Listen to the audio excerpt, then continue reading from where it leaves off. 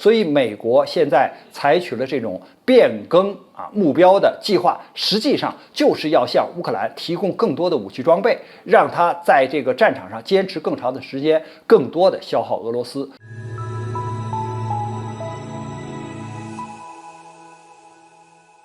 网友朋友大家好，我是曹卫东。近期美国的国防部副部长发表了一个言论，说准备在乌克兰呢，搞一个就是更新目标计划。为什么在这个时候，美国的国防部副部长要提出这样一个更新目标的计划呢？因为它是根据这个俄乌战场的这个变化直接相关的。我们看到最近呢，就是俄乌呢在北顿涅茨克和利西昌斯克呢。打得比较激烈，这种激烈呢，一个是打消耗战，一个是打阵地战，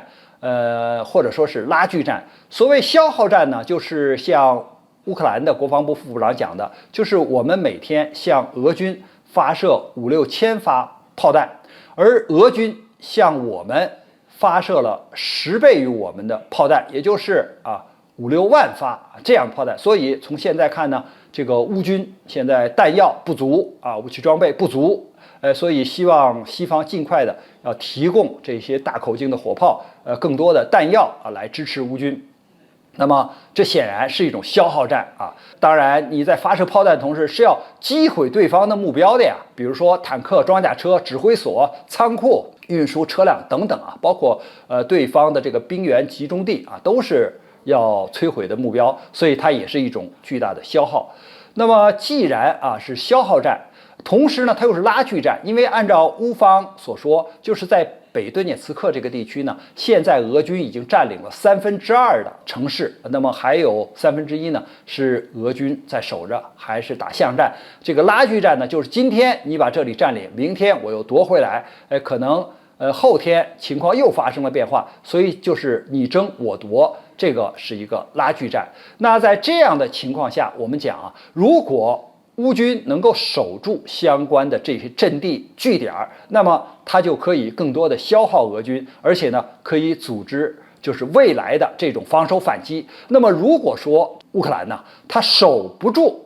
北顿涅茨克或者是利西昌斯克这样的据点或者阵地，就可能面临一个什么问题呢？就是一旦被俄军拿下之后呢，就是兵败如山倒那可能俄军就要向哈尔科夫进军，或者呢是向南要压下来。那这个对乌军来说，这个战场的态势是非常不利的。那战场的态势不利，那在谈判桌上的筹码就会大大的失去所以这样看来，就是双方这种消耗战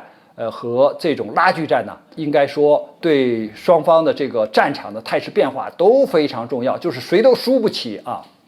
那在这样的情况下，美国就提出来要更新在乌克兰的目标。那么所谓更新目标呢，实际上的意思就是说，万一乌克兰守不住现在北顿涅茨克、利西昌斯克怎么办？就是俄军要继续进攻哈尔科夫，或者向南沿海地区来进攻怎么办？美国要提前在这布局，赶紧把北约提供给乌克兰的这些装备，比如说反舰的导弹，比如说反坦克的导弹，比如说更先进的海马斯火箭炮，还有英国提供的 M270这样的火箭炮射程远、杀伤威力大的，赶紧在这个区域里边部署起来就是一旦俄军要发动进攻的时候呢，能够压制住俄军，能够阻止住俄军的进攻。所以呢，这是一个把未来的这个战场或者未来要争夺的区域呢，要进行预先的部署，这就是更新目标，就是不仅仅把这个 M777这样的155口径的榴弹炮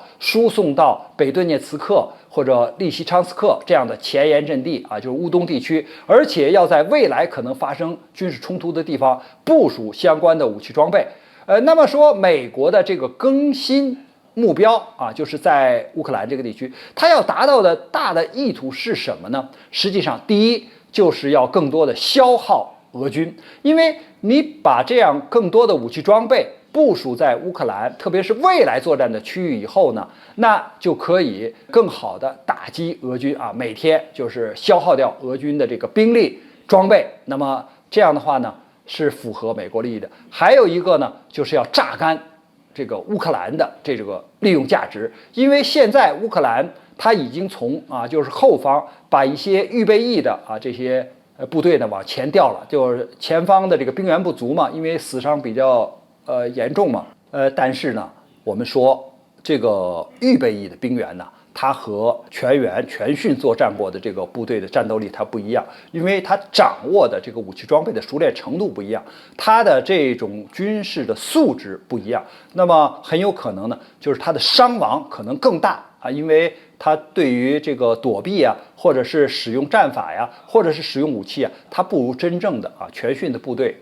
优秀，所以它可能死亡会更大。那这样的话呢，这个北约的武器可以源源不断的给乌克兰提供，但是你这个人可不是一天两天就能变出这么多部队来的呀，所以乌克兰的这些人员的伤亡可能在未来的时候更大。那这个美国和北约他不管，他是希望俄乌的冲突打的时间越长越好，他是在起一个拱火就是或者是火上浇油的这么一个作用，而不是说希望双方坐下来谈。所以美国现在采取了这种变更目标的计划，实际上就是要向乌克兰提供更多的武器装备，让他在这个战场上坚持更长的时间，更多的消耗俄罗斯。关于这个话题呢，我们今天就聊到这儿，感谢大家关注本栏目，我们下期节目再见。